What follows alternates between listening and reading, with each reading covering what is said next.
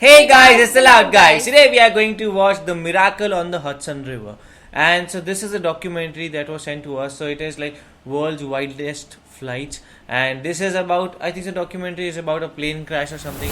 And I love watching plane crash documentaries. And like because the things that goes into it, and like there is always a fear, like if you see a stat that how many there are plane crashes, so it is about one in so many, like 1 in a million or something like that, and there is a less chance of like dying in a plane crash, and there is more chance of dying in a road in India. So that is how it is. But people go on the road without any fear, but like go when they are going to for a plane ride, they're always like there is a fear, like okay, yes, we might die, this what will happen, and this and that. But the thing is, like, there is a very less chance, and the thing is, the amount of security and the amount of things that have increased in, like, maintenance of planes, then these all things are getting very, very rare. But yes, we will see what is the miracle on the Hudson River.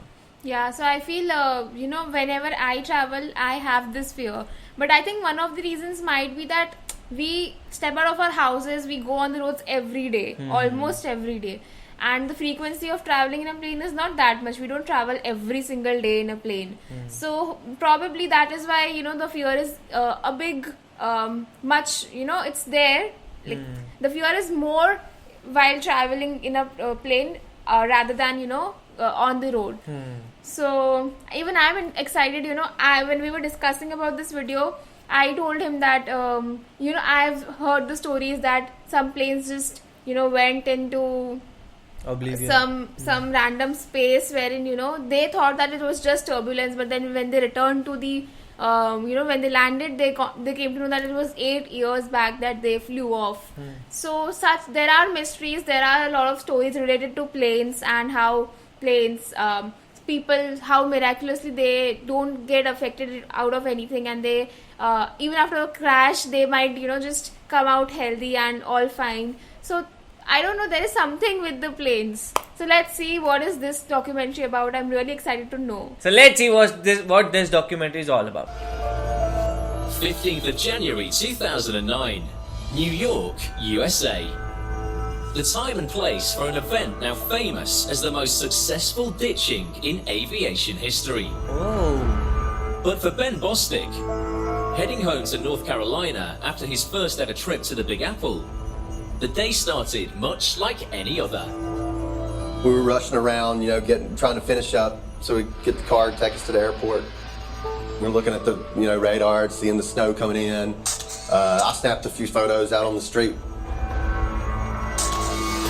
It was snowing, but it wasn't like that bad yet. It was kind of pretty. Ben is booked on US Airways Flight 1549 out of LaGuardia Airport. The weather started coming in and pushed our flight back. The flight eventually leaves nearly 20 minutes late. Oh. When we were taking off, I was already into my book because we had to sit on the runway for quite a bit. That was part of our delay, so I wasn't really paying much attention. Yanis Crumbs is also heading home.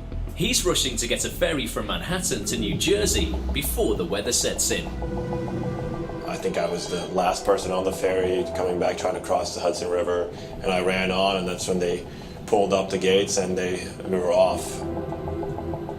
Sat down and got on the phone like most people do. It's a quick 5-minute, 6-minute cross across the river. And yeah, I think I got on Twitter even. In 2009? It was there, no? But Scott not that Gross good, no? and Tom Paratori work for the security team at energy supplier Con Edison. One of their responsibilities is to monitor the company's security cameras, which overlook the Hudson River. I was actually at the manager's desk at the operations center, and I was just doing typical daily paperwork. I was in the office all day. Normally, the day-to-day operations would take us out into the field. I was happy to be in the office because it was a brutally cold day. Flight 1549 has been in the air for less than 2 minutes. Okay. Then, at a height of about 3,000 feet, the Airbus A320 plows through a flock of Canada geese. Oh. What Heard happens? loud boom when the geese hit the engines. and it was like a loud series of thumps. And the plane The shook real birds violently. Yeah. hit I the turned engine. left and looked out the window, and I could see the left engine on fire. At this point, the airliner is about 5 miles northwest of the departure airport. What was going through my mind was, please come over the radio and say we're going back to LaGuardia. That's all I could think about. Because it's not far There are away. thousands Right. of bird strikes on aircraft every year, Yeah, and- but usually the plane has at least enough power to return to base. This case is unusual though. The geese caused catastrophic damage to both of the jetliner's engines. You're getting back towards LaGuardia. One bird strike is dangerous and a super annoyance, and then you still have your other engine to get you out of the problem.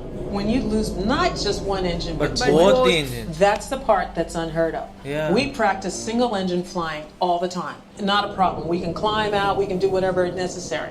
But for him to lose both engines at the same time, that turns that airplane into a glider. Yeah. That airplane was still flying, but it wasn't going to be flying for long, and they had to make some decisions. He lost thrust in both engines, he landed said. in water. Got it. With no I power think so, yeah, at a Hudson height of River. 1,600 feet and an airspeed of about 240 miles per hour, the pilot, Chesley Sully Sullenberger, realizes that he won't be able to get back to LaGuardia. We made it in Hudson. I was continuously looking out the window, but it was so horrific, I couldn't take my eyes off of it. Just the engine burning. Just With seeing your above plane one landing of the in a most densely river. populated areas in the world. I can't even imagine. Yeah. It was the most terrifying thing I've ever been involved in my life.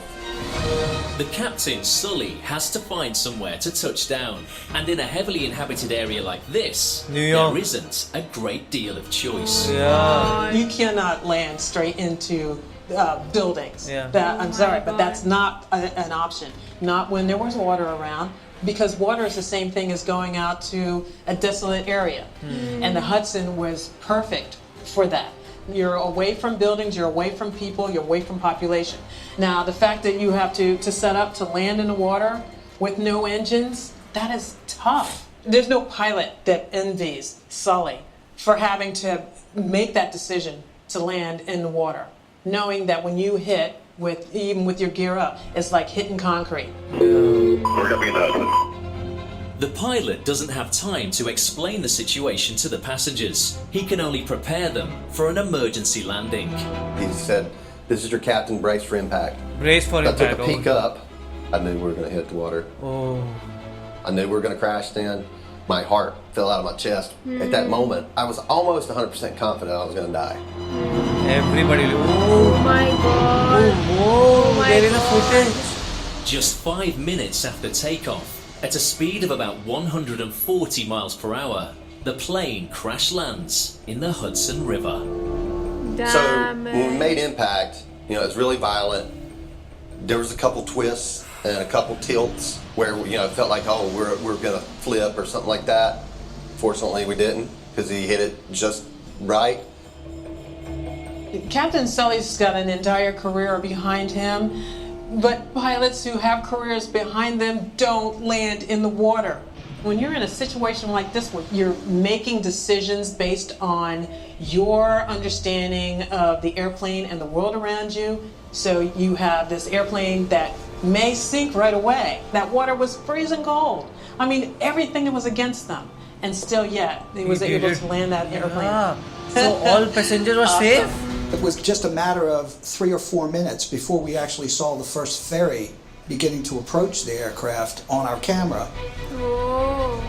I'm thinking, all right, we got hope here. People are helping, just like New Yorkers do. They, in a crisis situation, everybody bonded together. These captains took their vessels and drove it toward a plane that could sink, damage their vessel. They put themselves into harm's way rescuing these people. Wow. Yanis is on the Thomas Jefferson, the first ferry to approach the aeroplane as it drifts down the Hudson. As we were pulling up to the plane, me and a bunch of other passengers were taking photos, and I took a pretty dramatic photo just because of where it is and what the situation is. See this and, photo. That's what I put on Twitter, tweeting, there's a plane in the Hudson going for the rescue. Crazy. Very eloquent. Crazy. there was Really, yeah. stage senses of how safe I was from the time I thought I was for sure going to Nothing die. happened. to Everything the was time I so thought smooth. maybe I got an 80% chance for survival. When I saw that ferry, 100%. I was probably up to about 98%. Still 98 only. But wow, It was pretty much quiet, dead quiet, and there was I remember a baby crying. There's no noise at all, and the people just staring at us. They were just in shock. They were just, they're freezing, and they were trying to get off that plane and get on the ferry. Because everybody thought they will die. Yeah. The ferries weren't designed Because to they were not even approach an intimidated aircraft. what was They're designed happening. to approach a fixed height pier where, they know how to get people on and off a ferry. How are you going to get people on and off of a ferry from a wing of an aircraft? So just to see the crew manipulate and jockey around and get the gear in place and get everything just right to make sure those Feet people did sinking, not no? fall into Yeah. the water. Relief. Utter relief. The deck of the ferry, I want to say, was probably about 7 feet above the raft level. So they threw down, the rope style ladder that they had, and that's how it got up to the top. But the crew members of the ferry, they were laying on the deck, on their bellies, reaching down as Now far as more they and more could ferries are coming to in. help Yeah. us get up. The people on the ferry were great. They were like giving us gloves, giving us their jackets. It was super cold that day, but they would help any way they could. It's taking us to the heating vents on the ferry. They knew where they were. They rode them every day, right? And giving us prime real estate on the ferry. I took a few pictures. I said, I have to get pictures of this because I can't believe it happened. Yeah. Is it real? Am I gonna wake up from a bad dream or whatever? And it was just so surreal. That's the first thing I did was look back at the plane. Plane is gone now. But Once all we saw the last few the people individuals are alive. board the ferries, and the ferries begin to move away from the actual aircraft itself and head towards safety, that's when I knew that things were going to be okay. wow. That I captain was was just amazing. Happy to be alive. Hoping everybody else made it off. Everyone got a second okay, chance or, to live. It would have been a totally different outcome for all of us, even if one wouldn't have made it. All of the 155 people on board Flight 1549 made it safely to Wow. shore, thanks to the skill of Captain Sullenberger and his crew, and the New Yorkers who came to their rescue, as the Airbus sank slowly into the icy waters of the Hudson.